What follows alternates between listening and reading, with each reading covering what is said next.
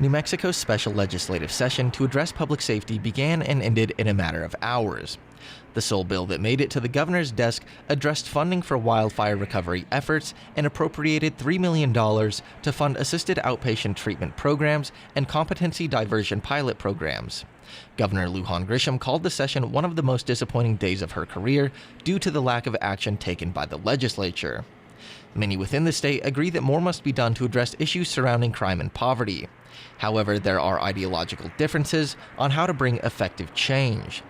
During the special session, New Mexico Senator for District 35, Crystal Brantley, introduced two bills that would have increased penalties for fentanyl possession and distribution. I think all of those are all different pieces of the puzzle, right? In order to address the crime safety issue, the rising crime issue, we have to address mental health. We have to address our substance abuse crisis. We have to address the fact that we're tying our police officers and our judges' hands, and we're not able to hold our criminals accountable. Before the special session, the ACLU of New Mexico and dozens of other organizations sent an open letter to the governor opposing legislation related to civil commitment, competency, and median safety.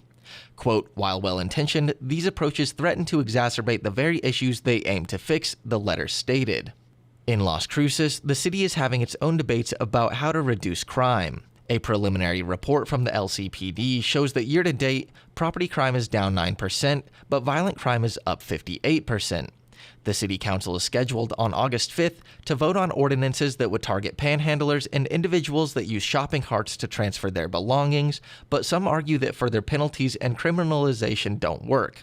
Joanna Bencomo, Mayor Pro Tem for the city of Las Cruces, said that the issues that the state's dealing with won't be remedied by further penalties, and that she views policy making from a public health and social work perspective. The reality is that our communities, municipalities across the state are absolutely in need of deep and serious investments in housing, in flexibility in housing, in capacity for housing advocates, in serious investments in mental health treatment and substance use treatment, and that is where our focus should be. I really believe that criminalization is lazy policymaking, and we have to take this challenge as serious as it is because, again, these are some of the most vulnerable members of our community. As the special legislative session came and went, some Las Cruces business owners were looking along with disappointment, hoping that there would be more dialogue around the issue of public safety, but disappointed that it ultimately came to a close so soon.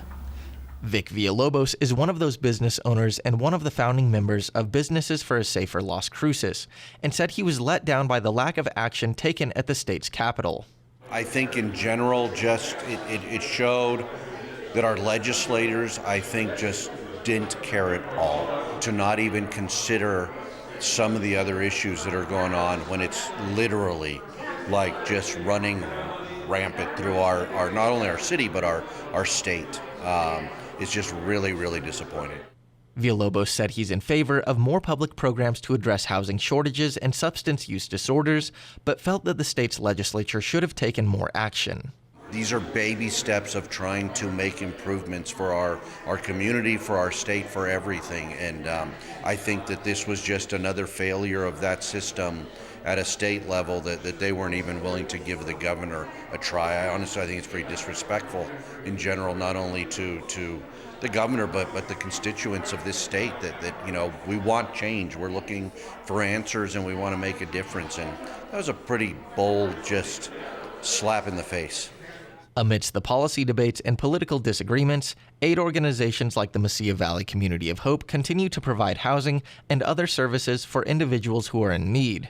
Executive Director Nicole Martinez said what's essential is more resources, and said that bills focusing on issues like median safety don't actually address the needs of New Mexicans. The data has not been there that it's panhandlers who are causing those crashes.